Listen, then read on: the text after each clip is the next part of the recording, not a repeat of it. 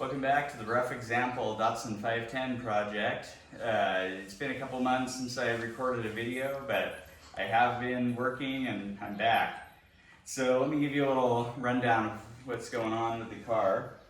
I had a couple of different engines to choose from. I guess backing up a little bit, I was having some blow-by issues in the engine, and so I pulled that one out of the car, took out the pistons, and turned out the rings were toast. They were just like crumbling into pieces. And so anyway, took that one out, and I had a couple of different engines laying around, and I took them up to my brother's house and we took some measurements. He's got kind of a machine shop set up in his house, and we figured out that this block is in the best condition out of the three that I have. And you can kind of see on here, we honed out the cylinder bores, tried to put a little bit of a crosshatch pattern on there, and it's certainly not perfect. This one has a little bit of pitting right there, but these three cylinders were in pretty good shape.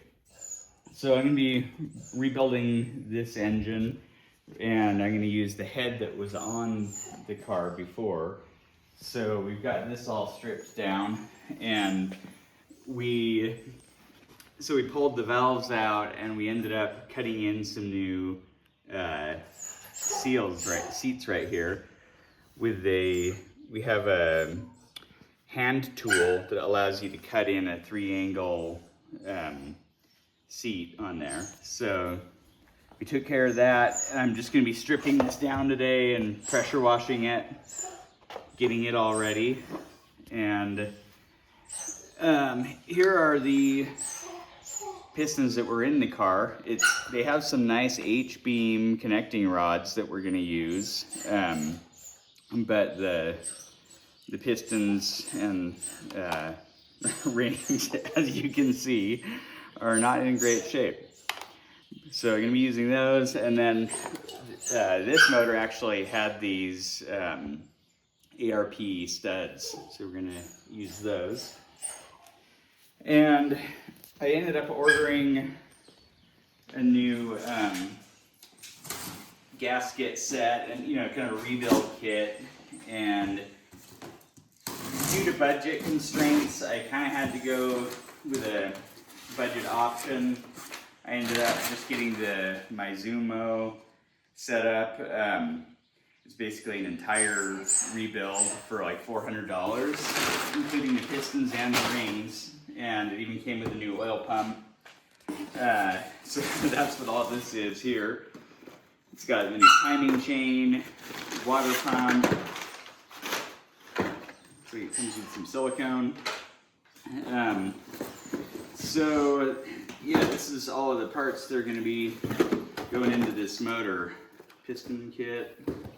Let's check these out.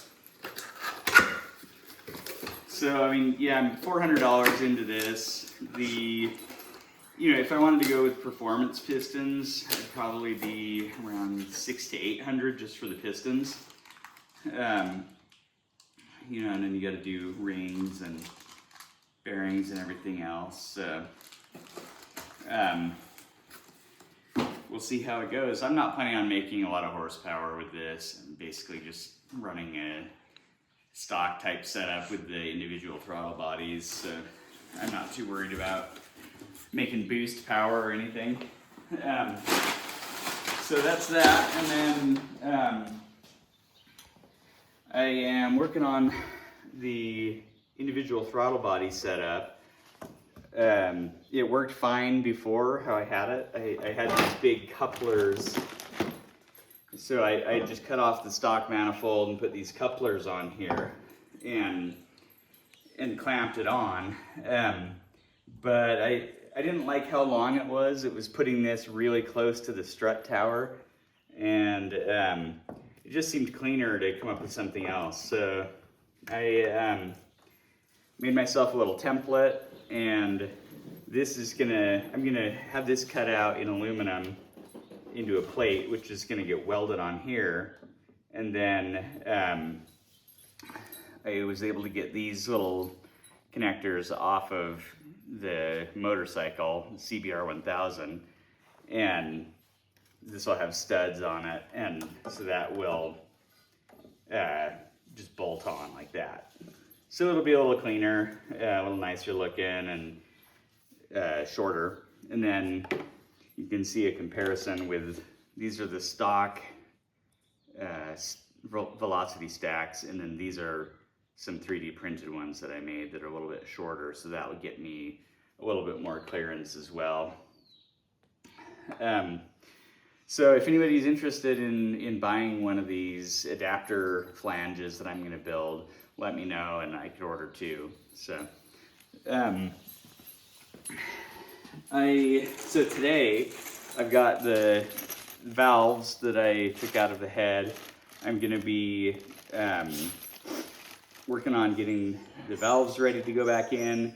I need to lap the valves, which is when you put some of this compound, it's a mild abrasive, onto the valve and the valve seat. So you just put a little bit of this on here, put that in there, and then you use this little suction cup tool to hook onto there, and then you just spin the valve around, and the compound helps create like a mating surface so that your valve and the seat match up nicely and create a really nice tight seal. So that's what I'm going to be doing today, and then I'm going to pressure wash the block, repaint it with some high temp paint, and we'll be off to the races. I'm also working on, this is my nephew's little project here. He is 15, he's working on getting his driver's license and came into this truck. So they had a couple of rust issues that we're going to work through on it. This section here was all rusted out. So last weekend we cut this out and welded in a new panel, and then he's just putting on some filler and playing around with that. We're doing that on both sides, and then it had some spots right here that had rusted through. I think it had a shell that was rubbing on there and caused some issues. But in the next few months, we're going to be lowering this truck, putting on some new shocks, and just making it a little bit more enjoyable to drive, because right now it's like just crazy bouncy. It's like a roller coaster when you're cruising this thing. So anyway, that's kind of what we've been up to, and hopefully we'll have this motor put back together and ready to cruise in the next month here. So I enjoy you guys watching the channel, and hope that these videos are useful to you. Keep watching and go work on your own project today. Thanks.